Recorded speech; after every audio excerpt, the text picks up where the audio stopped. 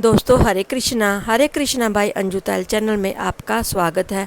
मैं आज आपको चैत्र मास कृष्ण पक्ष की पापमोचनी एकादशी महत्म कथा सुनाने जा रही हूँ। धर्मराज युधिष्ठिर बोले, हे भगवान, मैंने फागुन माह की शुक्ल पक्ष की एकादशी का महत्म सुना। अब आप चैत्र मास के कृष्ण पक्ष की एकादशी के बारे में बतलाइए। इस एकादशी का नाम, इसमें कौन से देवता की पूजा की जाती है तथा विधि क्या है, सो सब विस्तार पूर्वक कहिए। श्री कृष्ण भगवान बोले, हे राजन, एक समय मंदाता ने लोमस ऋषि से ऐसा ही प्रश्न पूछा था। तब लोमस ऋषि ने उत्तर दिया, हे राजन, चैत्र माह के कृष्ण पक्ष की एकादशी का नाम पापमोचनी है। इसके व्रत के प्रभाव से मनुष्य के अनेक पाप नष्ट हो जाते हैं। इसकी कथा इस प्रकार है। प्राचीन समय में एक चैत्ररथ वन में अप्सराएं वास करती थी। वहाँ हर समय बसंत रहता था। उस वन में एक मेधावी नामक मुनि तपस्या करते थे। वैसी भक्त थे। एक दिन मंजू गोसा नामक अप्सरा उनको मोहित करने के लिए सितार बजाकर मधुर मधुर गाने गाने लगी। उस समय शिव के शत्रु अनंग कामदेव भी शिव भक्त मेधावी मुनि को जीतने के लिए तैयार हुए। कामदेव ने उस सुंदर अप्सरा के भ्रूण को धनुष बनाया, कटाक्ष को उनकी डोरी बनाई, उनके नेत्रों को उसने संकेत बनाया और कुंचों को कुरी बनाया। उस मंजू गोसा अप्सरा को सेनापति बनाया। इस तरह कामदेव अपना शत्रु भक्त को जीतने को तैयार हुआ। इस समय मेधावी मुनि भी युवा तथा हृष्टपुष्ट थे। उन्होंने जगोपवीत तथा दंड धारण कर रखा था। उन मुनि को देखकर मंजू गोसा ने धीरे धीरे मधुर वाणी से बीना पर गाना शुरू किया। मेधावी मुनि भी मंजू गोसा के मधुर गान पर तथा उसके सौंदर्य पर मोहित हो गए। वह अप्सरा उस मुनि को कामदेव से पीड़ित जानकर अलिंगन करने लगी। वह मुनि उसके सौंदर्य पर मोहित होकर शिव रहस्य को भूल गए और काम के वशीभूत होने के कारण उन्हें दिन रात्रि का कुछ भी ध्यान ना रहा। एक दिन मंजू गोसा उस मुनि से बोली, हे मुनि, अब मुझे बहुत समय हो गया है, स्वर्ग जाने की आज्ञा दीजिए।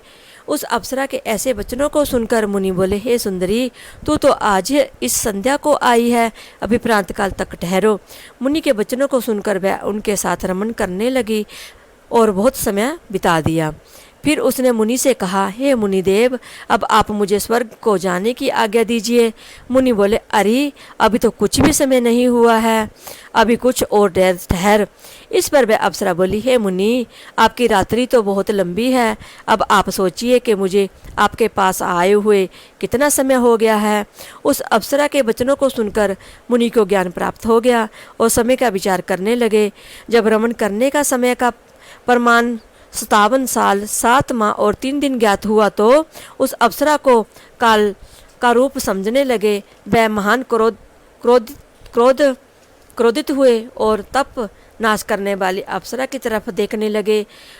उनके अधर कांपने लगे और इंद्रियां व्याकुल होने लगी। वह मुनि उस अप्सरा से बोले, हे दुष्ट, मेरे तप को नष्ट करने वाली, तू अब मेरे श्राप से पिचासनी हो जा। तू महान पापनी और दुराचारनी है, तुझे धिक्कार है। उस मुनि के श्राप से वह पिचासनी हो गई।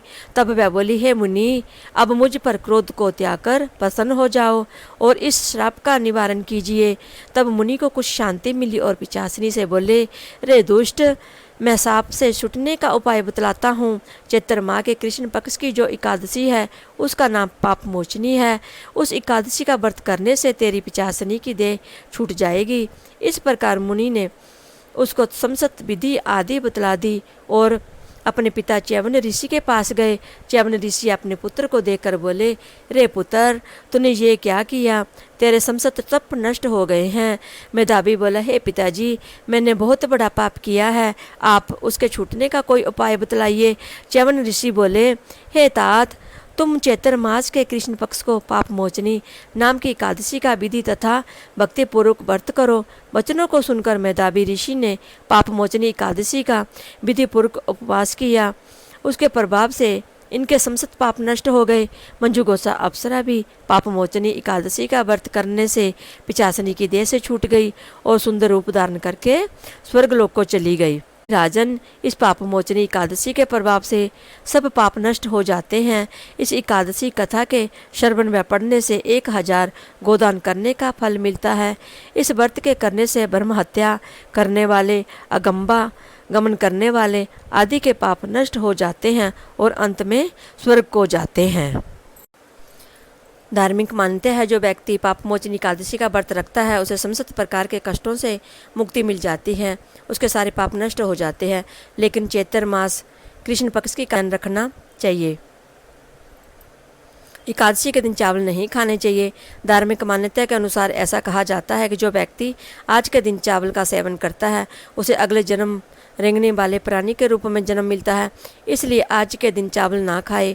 वही इसके विपरीत द्वादशी के दिन चावल खाने से इस योनि से छुटकारा मिल जाता है। एक अन्य मान्यता के अनुसार इस दिन चावल खाना मांस के सेवन करने के समान माना गया है। हालांकि इसके पीछे वैज्ञानिक तथ्य ये है कि इस दिन चावल खाने से व्यक्ति के शरीर में जल की मात्रा बढ़ जाती है और जल का कारक चंद्रमा है जो मन को प्रभावित करता है। एकादशी तिथि के दिन मांस, मछली और मदिरा पान से परहेज करना चाहिए। बल्कि जो व्यक्ति व्रत रखने जा रहा है तो उसे दशमी तिथि के दिन भी इन चीज़ों का सेवन नहीं करना चाहिए। इसके साथ ही लहसुन, प्याज, गाजर, मूली, सलजम, गोभी, पालक एवं मसूर की दाल का भी सेवन ना करें। एकादशी का व्रत भगवान विष्णु की आराधना और उनके प्रति समर्पण के भाव को दिखाता है। एकादशी के दिन खान पान और व्यवहार में संयम और सात्विकता का पालन करना चाहिए। एकादशी का दिन भगवान की आराधना का दिन होता है, इसलिए इस दिन सुबह जल्दी उठ जाना चाहिए और शाम के वक्त सोना भी नहीं चाहिए। इसके अलावा इस दिन ना तो क्रोध करना चाहिए और ना ही झूठ बोलना चाहिए। सभी तिथियों में एकादशी की तिथि बहुत शुभ मानी गई है। एकादशी का लाभ पाने के लिए इस दिन किसी को कठोर शब्द नहीं कहना चाहिए, लड़ाई झगड़े से बचना चाहिए। एकादशी के दिन संयम के साथ पति पत्नी को ब्रह्मचर्य का पालन करना चाहिए। इसके अलावा एकादशी व्रत करने वाले व्यक्ति को आज के दिन दातुन नहीं करना चाहिए। इसके अलावा आज के दिन किसी पेड़ की टहनी से पत्ता ना तोड़े। बोलो भगवान विष्णु की जय, बोलो एकादशी की जय।